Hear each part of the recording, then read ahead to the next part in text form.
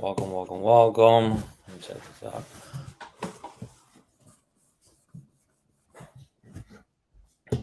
Beautiful. I don't know if this is actually live here. Let me double check. How do I check this thing? This don't even make sense.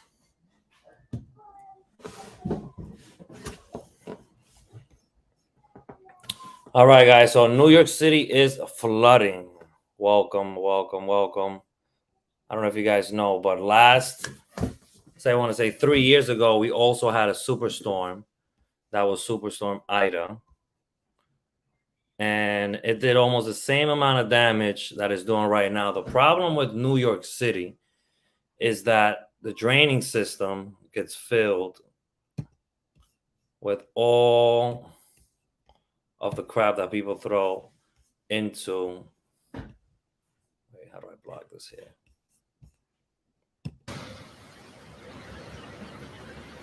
So this is what's happening right now. We got a whirlpool going on in Brooklyn.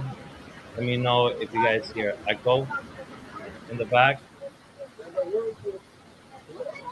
So far, this is what's happening. I mean, the drainage gets full of crap, and then so much garbage gets piled up on it that it could actually push away some of that stuff that's blocked.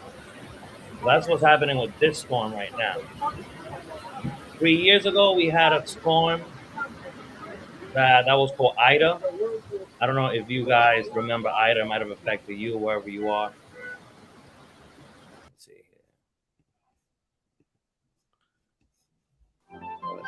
here. Okay, so what do you need to do if this is happening to you? Essentially, what you need to do is to make sure.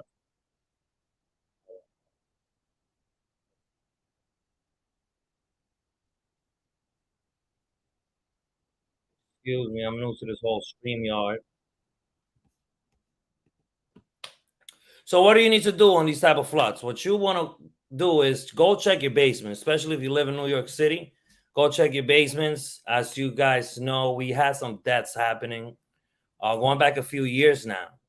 People did not check their basement. They thought they were okay.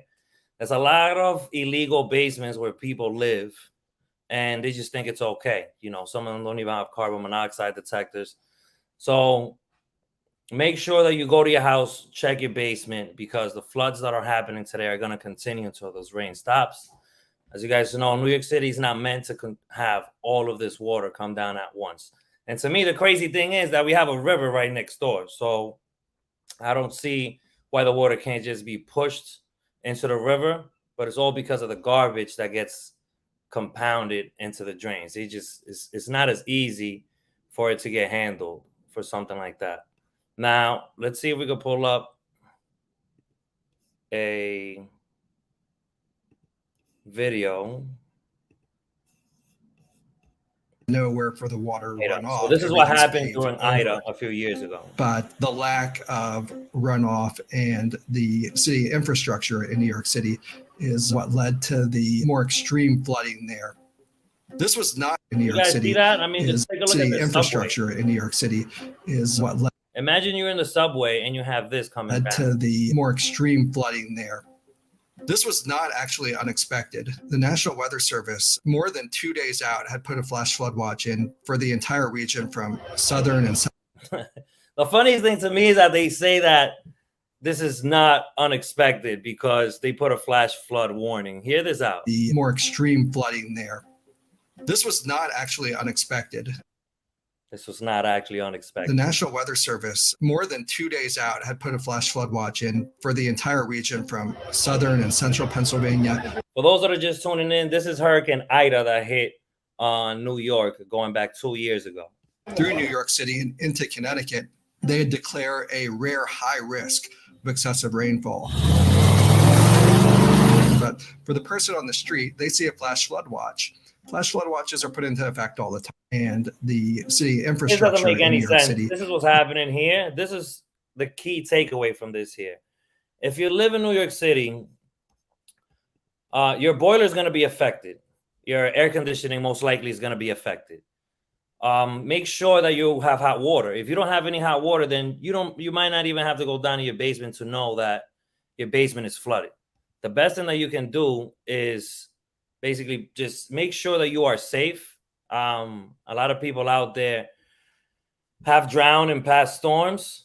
That's not something that you are going to want to be part of, obviously. The most important thing is from this channel is obviously the heating and air conditioning. And most of these systems flood out. And hold on, sorry guys. I'm getting used to this live thing with the screen sharing and everything. Let's see. Where is the one I wanted to show? Here it is. This is happening now.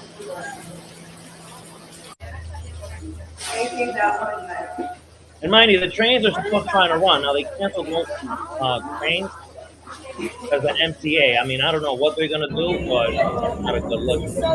It's a lot of overtime. Now, I don't want to put a good sign on the storm, but anytime there's a major storm like this, it's good for our business. Our business runs on natural disasters. If there is a hurricane, if there's a snowstorm, if there is a rainstorm, this creates a lot of jobs for us blue-collar workers, carpenters, plumbers, HVAC. Water destroys everything.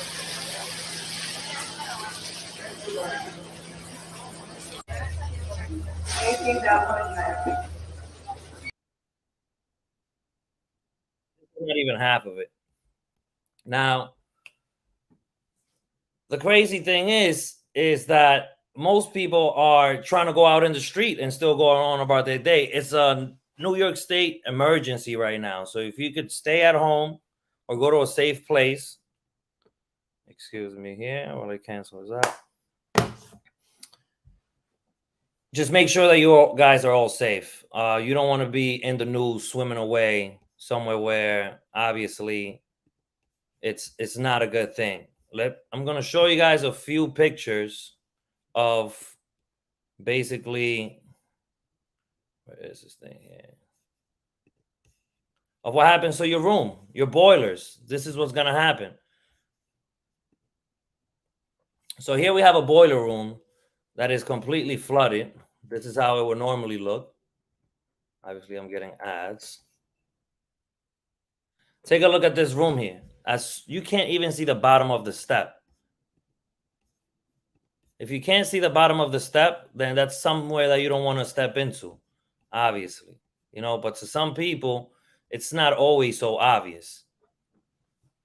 This is what you're going to want to avoid. Most people find out that their sump pump don't work in the middle of a storm. This is why I always tell people to make sure that you test out your sump pump at least once a month.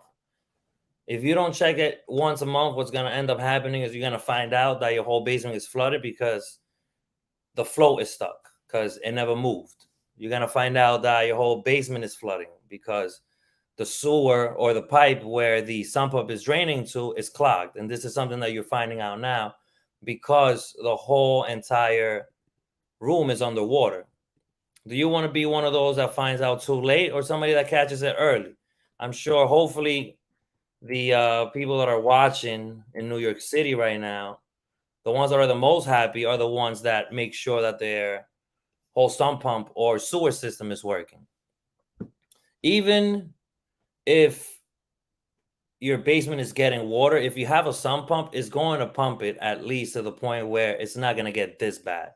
I mean, here we're looking right now at a picture of a basement that has about 4, maybe 3 feet of water. And the main takeaway from all of this is that if your basement is full of water, guess what? You're going to need a new water heater. You're going to need a new boiler. Now, am I telling you that you need it? No, the manufacturer is the one that actually requires you that whenever any heating or air conditioning system touches water, you basically need a new one. Now, have I started water heaters after they have flooded and completely dried out? Yes. Now, this can take up to 2 days for it to completely dry out. And if you're not going to sit there with a blower or something to take it off or dry it out quick, it's just not gonna dry at all. Let me see something here. Da-da-da-da. See, I'm doing this on StreamYard, so I can't see anybody's comments. Does it say show? Live viewer comment show up. This example, click on a comment. Okay. If somebody could comment a 1 so that maybe it could show up here.